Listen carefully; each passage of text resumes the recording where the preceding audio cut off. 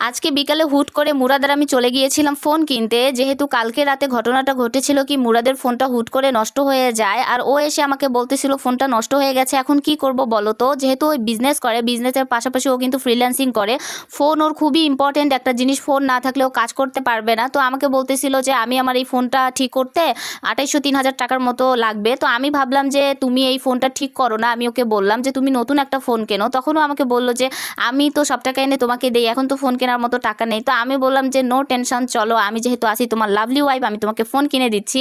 মানে ওর টাকা দিয়ে ওকেই কিনে দিছি। তো চলে গেলাম কুড়িগ্রামের শোরুমে, গিয়ে ওখানে আমি অনেকগুলো শোরুম ভিজিট করি, তারপর পছন্দ মতে ওকে বলি যে তুমি পছন্দ করো। আমি ওকে রেঞ্জ দিয়েছিলাম যে 15,000-20,000 টাকার মধ্যে তুমি ফোন পছন্দ করবা, এর মধ্যে কোয়ালিটি ফুল ফোন নিবা যেটা দিয়ে তুমি কাজ করতে পারবা। তো এই অনুযায়ী ও দেখতে ছিল, প্রথমে ভিভো, রেডমি, তারপরে শাওমি সব কিছু দেখলাম। দেখে আমি আমার পছন্দ মতো বললাম যে তুমি এই ফোনটা নিতে পারো, সব কিছু ফিচার দেখে।